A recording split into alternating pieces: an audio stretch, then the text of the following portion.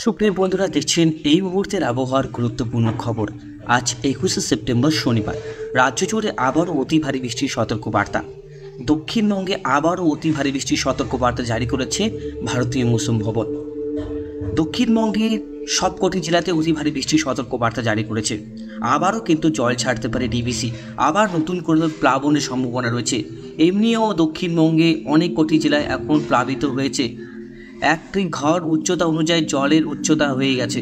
কতটা বিপজ্জনক অবস্থায় মানুষ সেখানে রয়েছে, কত কষ্ট করে রয়েছে, তার মধ্যে আবার নতুন করে বৃষ্টি আসছে। আবারও কিন্তু ডিভিসি জল ছাড়ার সতর্কবার্তা দিয়েছে।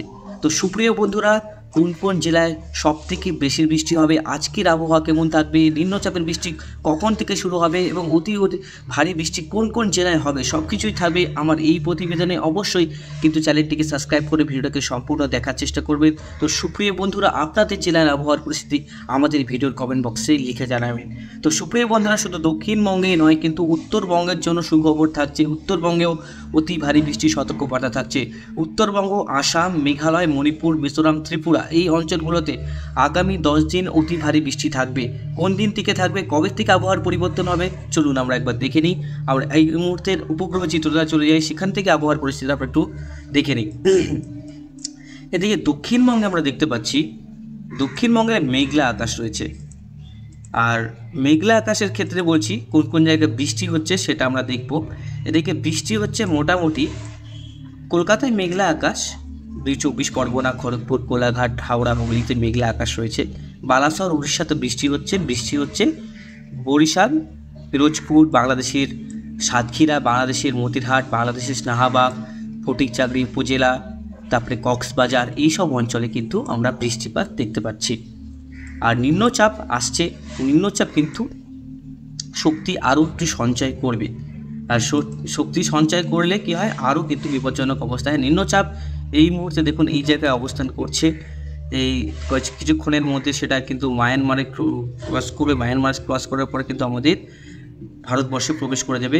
কালকে প্রবেশ করার কথা, কালকে কখন প্রবেশ করবে আমরা দেখে নেব। আর কোন কোন জেলাতে ভারী বৃষ্টি হবে সেটাও দেখে নেব। এমনি এখন উত্তরবঙ্গ পরিষ্কার। উত্তরবঙ্গে কিন্তু 2-3 দিন প্রচণ্ড গরম থাকবে, নাজেহাল হয়ে যাবে উত্তরবঙ্গবাসী। তার পাশাপাশি কিন্তু দক্ষিণবঙ্গে তো গরম থাকবে। এই 2-3 দিন জলটা যতটুকু টানবে, তারপরে কিন্তু আবার গোটা রাজ্য জুড়ে একটা বৃষ্টির, আবারও কিন্তু মনসুন সিজন আবার আসছে। মনসুনের যে আবার অ্যাক্টিভ হচ্ছে, সেখানে কিন্তু বৃষ্টি হবে আবারও কন্টিনিউ, আবার 10-15 দিন বৃষ্টি হবে কন্টিনিউ হবে। আর বৃষ্টিটা কিন্তু লাগাতার চলবে। তার জন্য বলছি, যারা যারা নদীর তীরবর্তী অঞ্চল থেকে দেখছেন, যারা প্লাবিত অঞ্চল থেকে দেখছেন, তারা কিন্তু সতর্ক থাকবেন এবং সাবধান থাকবেন, যেহেতু বৃষ্টিপাত কিন্তু হবে আরও। তো আমরা দেখে নেব বৃষ্টিপাত কোথায় কোথায় কখন হবে আর কখন থেকে হবে। আজ শুক্রবার, চলুন আজকে থেকে দেখি। আজ 21 তারিখ। আজ বজ্রবিদ্যুৎ সহ বৃষ্টির সম্ভাবনা থাকছে বাংলাদেশ এবং আমাদের এদিকে খড়গপুর, বালাসরের কাছাকাছি বৃষ্টিপাত থাকার সম্ভাবনা আছে। আর মোটামুটি তারপরে বিকালের দিকে খড়গপুর, কোলাঘাট, ডায়মন্ড হারবার, যেগুলো হচ্ছে ময়না, মহিষাদল, তমলুক, পাঁশকুড়া, বালিচক, বেলি, খড়গপুর, মেদিনীপুর, ঘাটাল, এসব অঞ্চলে কিন্তু বজ্রবিদ্যুৎ সহ মাঝারি একটা বৃষ্টির সতর্কবার্তা থাকছে। রাতের দিকে বজ্রবিদ্যুৎ সহ বৃষ্টি থাকতে পারে আজকে, মানে উপকূলবর্তী জেলাতে যা বৃষ্টি হবে।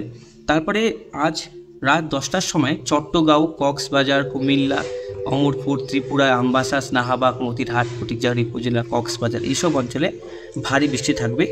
আর 22 তারিখ কাল থেকে বজ্রবিদ্যুৎ সব বৃষ্টির পরিমাণটা বেড়ে যাবে দক্ষিণবঙ্গের এই কটি জেলাতে।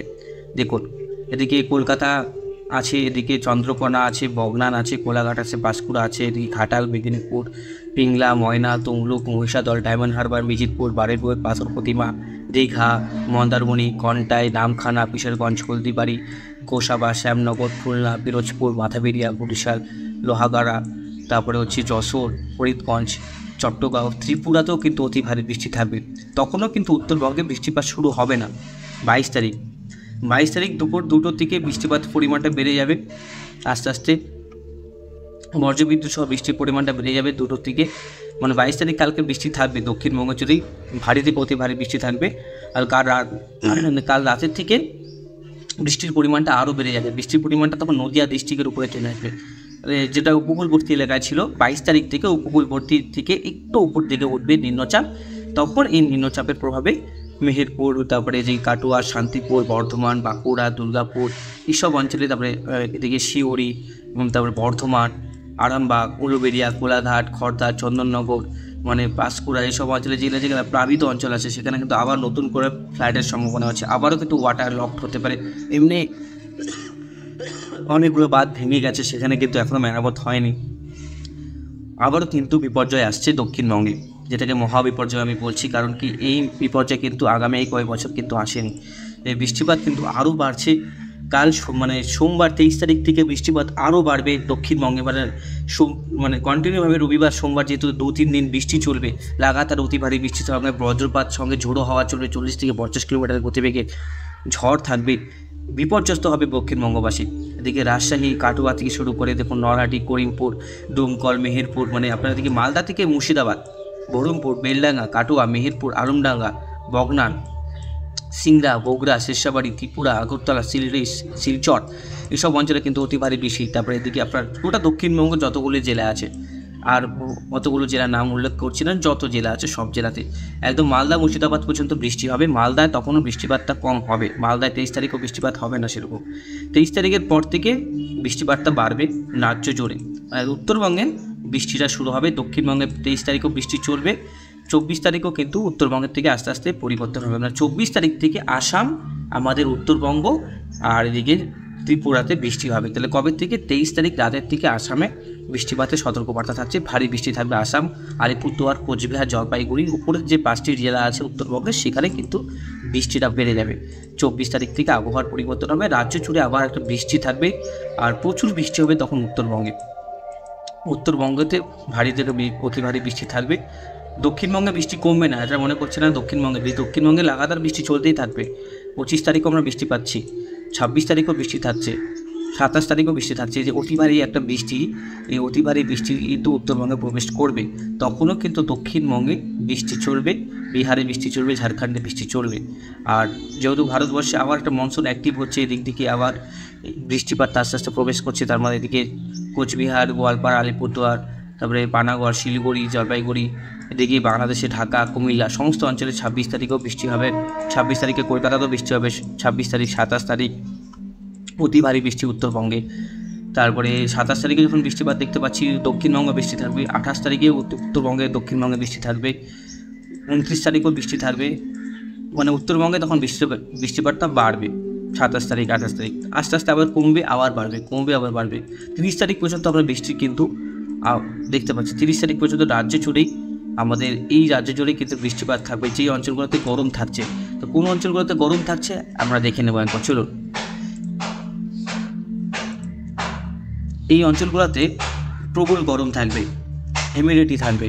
দেখুন রাজ্য জুড়ে আজকে আবহাওয়ার পরিস্থিতি কী থাকবে? আবহাওয়া থাকবে প্রচণ্ড গরম, বাইরে থেকে বেরোনোই মুশকিল, এরকম পরিস্থিতি তৈরি হবে।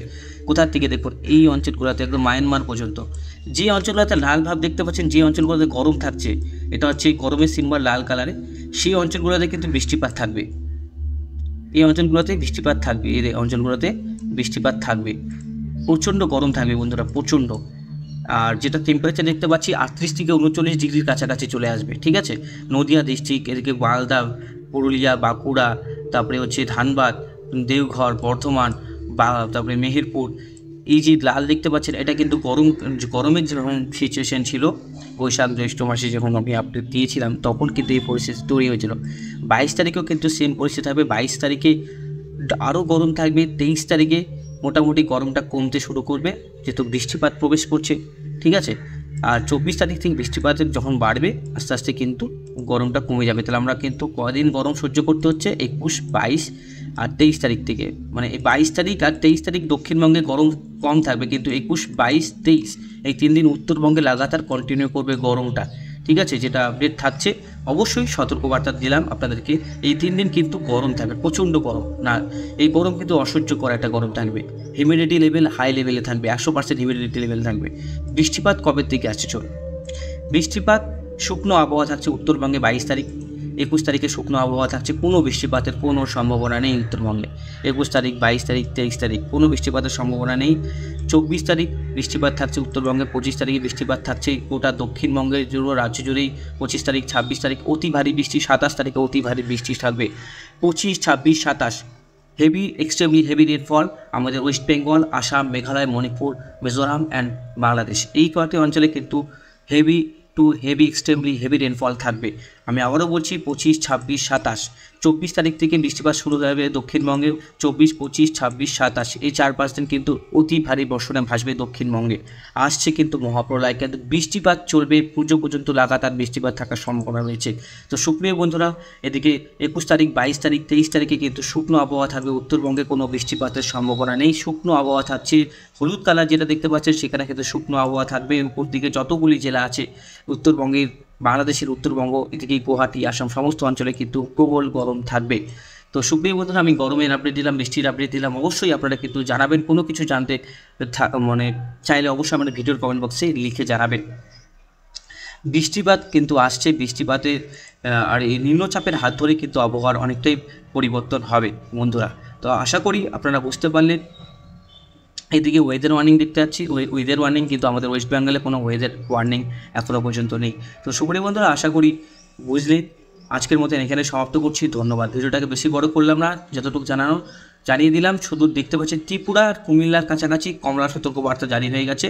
যারা দেখছেন ত্রিপুরা থেকে অবশ্যই কিন্তু সাবধান থাকবেন, সতর্ক থাকবেন।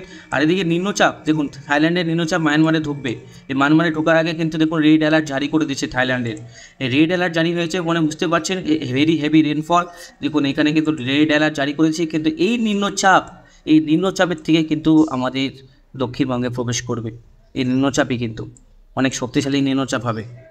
এটা যেটা আপনি যেটা আশা করছিলাম যে অতটা হবে না, কিন্তু অনেকটা যেহেতু ধীর গতির হয়ে যাচ্ছে, একটু আস্তে আস্তে যাচ্ছে, এর ফলে কিন্তু 2-3 দিন লাগাতার বৃষ্টি ঘটাবে আমাদের বাংলা এবং বিহার, ঝাড়খণ্ড যে রাজ্যগুলো আছে সেখানে কিন্তু প্রবল বৃষ্টি হবে।